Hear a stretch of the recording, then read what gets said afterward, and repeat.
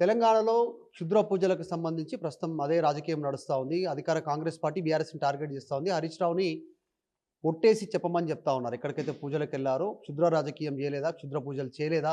ఒట్టేయండి అనేటువంటి అమ్మవారి మీద ఒట్టేయమనేటువంటి ఛాలెంజ్ చేస్తా ఉన్నారు. అద్దంకి దయాకర్ గాని, పీసీసీ చీఫ్ గాని, కాంగ్రెస్ పార్టీ నాయకులంతా కూడా. సో, రేపో మాపో ముఖ్యమంత్రి రేవంత్ రెడ్డి కూడా దీని మీద మాట్లాడతారనేటువంటి చర్చ కూడా నడుస్తా ఉంది. ప్రస్తుతం ఉద్యమ నాయకులు ఎర్రొల్ల శ్రీనివాస్ ఉన్నారు. మాజీ corporation chairman, BRS party senior నాయకులు మాట్లాడదాం. క్షుద్ర రాజకీయం హరీష్ రావు వెళ్ళిండా? వెళ్ళలేదా? అమ్మవారి మీదనే ఒట్టేసి చెప్పాలి. క్షుద్ర రాజకీయం చేసిరా? కృష్ణ పూజలు చేసిరా? లేదా? అనేటువంటి అద్దంకి దయాకర్. అసలు క్షుద్ర పూజలు ఉన్నాయో లేదో నాకు తెలియదు కానీ ఈ రాష్ట్రంలో కాంగ్రెస్ పార్టీ నాయకులు మాత్రం క్షుద్ర రాజకీయాలు మాత్రం చేస్తూ ఉన్నారు. అసలు దేవుళ్ళ మీద ఒట్టేసి 30 నెలలు నెట్టుకొచ్చినటువంటి వాళ్ళు ఫస్ట్ మీరు దేవుళ్ళకు క్షమాపణ చెప్పి తెలంగాణ ప్రజలకు క్షమాపణ చెప్పండి. దేవుళ్ళ దగ్గర పోయి ముక్కు నేలకు రాసి తెలంగాణ ప్రజలకు క్షమాపణ చెప్పాలి. సంస్కారహీనంగా మాట్లాడుతుండ్రు కాంగ్రెస్ పార్టీ నాయకులు. అసలు మీరు శూద్ర పూజలకు తేడాలు తెలియనటువంటి సంస్కారం కాంగ్రెస్ పార్టీ. హరీష్ రావు గారు చేసింది శూద్ర పూజ, శూద్రులు చేసే పూజ. కాంగ్రెస్ వాళ్ళు మాట్లాడుతుంది క్షూద్ర పూజల గురించి. అంటే కాంగ్రెస్ వాళ్ళకు క్షూద్ర పూజలు తెలుసు, అందుకే క్షూద్ర రాజకీయాలు చేస్తూ ఉన్నారు. డిఫరెన్స్ ఏంది మీరు చెప్పిన దాంట్లో? శూద్రులు చేసేటువంటి దేవుళ్ళ దగ్గర పోయి శూద్రులు చేసేటువంటి పూజలు శూద్ర పూజలు అంటారు. కాంగ్రెస్ వాళ్ళు మాట్లాడితే వాళ్ళకి అలవాటు క్షూద్ర పూజలు, అది వాళ్ళకు అలవాటు. ఈ ఈ దేవుళ్ళ దగ్గర పోయి ఈ దేవుళ్ళను కూడా అవమానపరిచే విధంగా మాట్లాడుతున్నారు కదా. మీరు దేవుళ్ళకు క్షమాపణ చెప్పుండ్రి. హిందూ ధర్మశాస్త్రానికి వ్యతిరేకంగా మీ ఇష్టం వచ్చినటువంటి విధంగా మీరు మాట్లాడుతూ ఉన్నారు. అధికారంలోకి రావడానికి తెలంగాణలో ఉన్నటువంటి అన్ని దేవుళ్ళ మీద ఒట్లేసారు. ఆ ఒట్లేసిన సంగతి ఏందో చెప్పుండ్రి ఫస్ట్. ఒట్లేసి మాట్లాడిండ్రు కదా, ఒట్లేసి హామీలు ఇచ్చిండ్రు కదా. రాగానే 4,000 ఇస్తా, రాగానే 2 లక్షలు ఇస్తా, రాగానే ఇందిరమ్మ ఇండ్లు ఇస్తా, 2 లక్షల ఉద్యోగాలు ఇస్తా. మరి ఏవి? మీరు కూడా మాట్లాడితే ఇక దయ్యాలు వేదాలు వెలిచినట్టు కాకపోతే ఏమవుతుంది? First Addanki Dayakar video release America నుంచి. మళ్ళీ ఈరోజు మార్నింగ్ మళ్ళీ సెకండ్ వీడియో రిలీజ్ చేసిండు. లీగల్ నోటీసులకు లీగల్గానే సమాధానం చెప్తాం. రెండవసారికి పూజలకు సిద్ధమైండు, రెండోసారి క్షుద్ర పూజలకు సిద్ధమైండు. అందుకే తప్పని పరిస్థితుల్లో బయట పెట్టినాం. హరీష్ రావు గురించి సమాధానం చెప్పాలి. హరీష్ రావు బయటికి రావాలి, ఆయన్నే చెప్పాలి. దయాకర్ అంత స్థాయి కాదు. దయాకర్ స్థాయి ఏందో తెలంగాణ వాళ్ళందరికీ తెలుసు. తెలంగాణ ఉద్యమ పుణ్యాన జేఏసీలకు వచ్చినావు. హరీష్ రావును, కేటీఆర్ను, హరీష్ గారిని విమర్శించేంత స్థాయి కాదు మీరు. ఇలా మీరు మాట్లాడాల్సింది 2 సంవత్సరాల ఈ 30 నెలల మీ పాలనలో చేవేళ్ల డిక్లరేషన్ ఏమైందో మాట్లాడు. విద్యాజ్యోతుల పథకం ఏమైందో మాట్లాడు. గురుకులాల్లో వందలాది మంది విద్యార్థులు, వేలాది మంది విద్యార్థులు ఆసుపత్రుల పాలవుతున్నారు. వాళ్ళ ఆరోగ్య పరిస్థితుల గురించి మాట్లాడు. 150 మంది విద్యార్థులు చనిపోయినరు, వాళ్ళ చావుల గురించి మాట్లాడు. అర్థమవుతుందా? వాటి గురించి మాట్లాడకుండా ఈ 30 నెలల పాలనలో కాంగ్రెస్ పార్టీ చేసింది ఏం లేదు, చెప్పుకోవడానికి ఏం లేదు. చేయడం చేతగాక, పాలన చేతగాక ఇలా మా మీద ఈ వ్యక్తిగతంగా దాడులకు దిగి మీ ప్రజల దృష్టిని మళ్లించేటువంటి ప్రయత్నం కాంగ్రెస్ పార్టీ చేస్తూ ఉన్నది. మీలాంటి వాళ్ళకు చిల్లరగాలకు సమాధానం చెప్పాల్సినటువంటి అవసరం లేదు. నీకు దమ్ముంటే వీటిపైన సమాధానం చెప్పు. నీ 6 గ్యారంటీలు ఏమైనాయి, 420 హామీలు ఏమైనాయి, 13 డిక్లరేషన్లు దాని మీద చెప్పబోయా సమాధానం. మీరు ఇవన్నీ పక్కన పెట్టి మీ అవినీతి భాగవతం అంతా హరీష్ రావు గారు, కేటీఆర్ గారు బయట పెడుతున్నందుకు మీ భాగవతం బయటపడుతుందని కొత్త ప్రయత్నం చేస్తున్నారు. అంటే మీరు మాట్లాడుతుంది భూతాల ఏజెండా తీసుకొచ్చి అయితే బూతులు మాట్లాడాలి, లేకుంటే భూతాల గురించి మాట్లాడాలి. ఇది ఏజెండా. పరిపాలన నడిపేటువంటి సంస్కారం, పరిపాలన అడ్మినిస్ట్రేషన్ చేసేటువంటి పద్ధతులు ఇవేనా? అక్కడ అమెరికాలో ఏంటేంది, నువ్వు ఆస్ట్రేలియాలో ఉంటేంది, హైదరాబాద్లో ఉంటుంది. బుద్ధికి అంతే కదా. మీ బుద్ధి ఏడికి పోయినా, ఖండాంతరాలు మారినా, సముద్రాలు మారినా మీ బుద్ధి మారలేదని మరొకసారి అర్థమైంది. మీకు చిత్తశుద్ధి ఉంటే మీరు ఇచ్చినటువంటి హామీలు నెరవేర్చి మాట్లాడండి. నాకు తెలిసి 18 డిపార్ట్మెంట్లలో అవినీతి జరిగింది. 18 శాఖలలో అవినీతి హరీష్ రావు గారు బయట పెట్టిండు.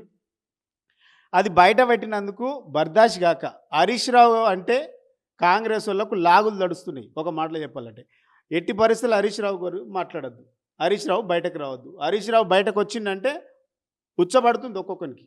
అందుకే హరీష్ రావును టార్గెట్ చేసి క్యారెక్టర్ అసెస్ చేయడానికి ఇది ఒక కొత్త ప్రయత్నం, అంతే తప్ప దీంట్లో ఏం లేదు. మీరు వ్యక్తిగతంగా విమర్శించి ఆయన ఆ మానసిక ఆత్మస్థైర్యాన్ని దెబ్బతీయాలనుకుంటే మీలాగా షార్ట్ కట్లు వచ్చినటువంటి లీడర్ హరీష్ రావు గారు కాదు. హార్డ్ వర్క్ చేసి శ్రమను నమ్ముకొని కష్టాన్ని నమ్ముకొని అంచెలంచెలుగా ఎదిగి పైకి వచ్చినటువంటి నాయకుడు. మీలాంటి చిల్లర తొట్టి గ్యాంగ్తో ఏం కదా ఆయనతో, ఆయన ఇంటిగా కూడా వీకలేరు.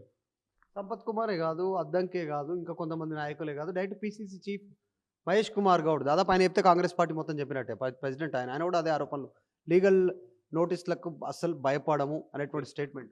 తెలుస్తుంది లీగల్ నోటీస్కు భయపడరా అనేది చట్టం చూసుకుంటుంది. అంటే మీరు ఎంత రాక్షసంగా ప్రవర్తిస్తున్నారు అని అంటే, ఇంత నీచానికి దిగజారినంటే, ఎంత దిగజారి మాట్లాడుతున్నారు మీ మాటలంటే, సరే దయాకర్ అంటోనికి తెలివి లేదు, షార్ట్ టైంలో లీడర్ అయ్యిండు అని అనుకుందాం. ఇంకా మీళ్ళ చిల్లర వాడోడు చూడని మాట్లాడితే. కానీ మహేష్ కుమార్ లాంటి వ్యక్తి కూడా పీసీసీ స్థాయిలో ఉండి మాట్లాడుతుందంటే ఇది పీసీసీ మాట్లాడించిన మాటలా, ఏఐసీసీ మాట్లాడించిన మాటలా? మరి మీరు రాహుల్ గాంధీ కూడా 52 రోజులు సెలవు పెట్టి పోయిండు. ఏడికి పోయిండు మరి? ఏం పూజలు చేస్తున్నాడు? అంటే నేనేమంటున్నా, ఇది కేవలం పరిపాలన నుంచి ప్రజలను డైవర్ట్ చేయడానికి ఒక కొత్త డ్రామా, ఒక కొత్త నాటకం. ఆ రోజేమో హరీష్ రావు గారు ఎత్తు గురించి మాట్లాడిండు, హైటెక్ ఉన్నాడు, మోకాళ్ళ పొడవు ఉన్నాయి, నెత్తి పొడవు ఉందని మాట్లాడిండు. కొద్ది రోజులేమో కేటీఆర్ గారి మీద మాట్లాడిండు, డ్రగ్ అని ఇదని అదని. తర్వాతనేమో హరీష్ రావు పార్టీ మారుతున్నట్టు ప్రయత్నం చేసిండు. వీళ్ళేమో క్షుద్ర పూజల గురించి అంటే నిలకడలేని స్టేట్మెంట్లు ఇస్తున్నది నిలకడలేని కాంగ్రెస్ పార్టీ.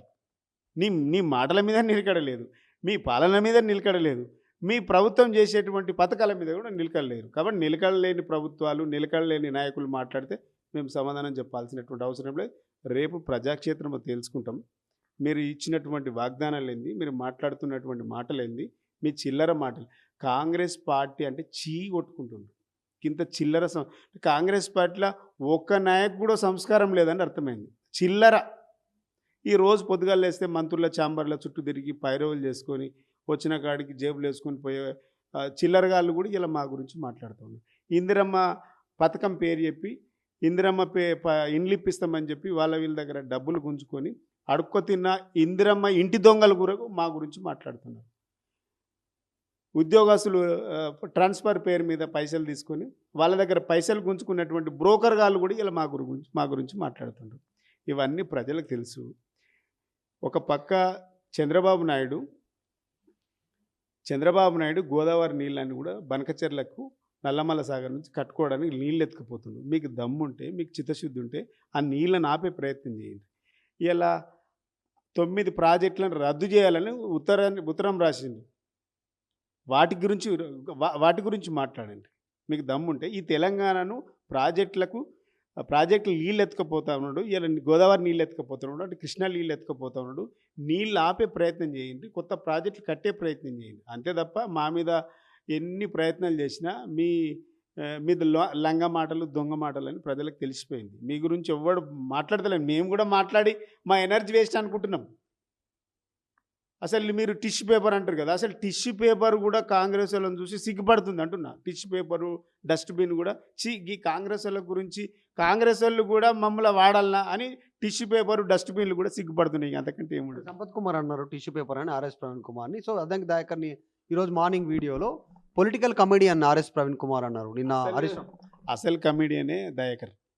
చూస్తున్నాం కదా, 2 ఏళ్ళ నుంచి పదవి వచ్చినాక ఆగుతలేడు మనోడు. మిస్టర్ దయాకర్ పదవి అనేది శాశ్వతం కాదు. ఏదో ఒక రోజు రోడ్డు మీద తిరుగుతావు. ఎవడు పట్టించోడు. కాంగ్రెస్ పార్టీ నిన్ను టిష్యూ పేపర్ లాగా వాడుకొని వదిలేస్తుంది. ఇవాళ అధికారం అడ్డం పెట్టుకొని వాళ్ళ మీద ముఖ్యమంత్రి పైన దాడి చేయకుండా నిన్ను ఒక టిష్యూ పేపర్ లాగా వాడుతుంది. ఆ టిష్యూ పేపర్ లాగా వాడుకొని వదిలేస్తుంది నిన్ను. దయాకర్ అయినా, రేపు సంపత్ అయినా, ఎవరైనా. కాబట్టి ఆచితూచి మాట్లాడండి. చదువుకున్నారు కదా, మీరు ఇద్దరు యూనివర్సిటీకి వెళ్ళి వచ్చారు. సంస్కారంతో మాట్లాడండి. కొత్త తరానికి కొత్త భాష నేర్పియండి. మీ పాలనలేమో గ్లామర్ లేదు. మీ ముఖ్యమంత్రి మాట్లాడే భాషలో గ్రామర్ లేదు. అందుకే ఇలా రూమర్స్ పేరు మీద మమ్మల్ని ఇక కొత్త రూమర్స్ పెట్టి రకరకాలుగా మా ఆత్మస్థైర్యాన్ని దెబ్బతీసే విధంగా కాంగ్రెస్ వాళ్ళు మాట్లాడుతుండ్రు. మేమేం భయపడం. ఇవి కేవలం బట్టగాల్చి మీదేసుడు, అంతకు మించి వీళ్ళు చేసేది ఏం లేదు. వీళ్ళతో ఏం కూడా కాదు. గిట్లే 30 నెలలు గడిపారు, ఇంక 20 నెలలు గడుపుతారంటున్నా. Thank you.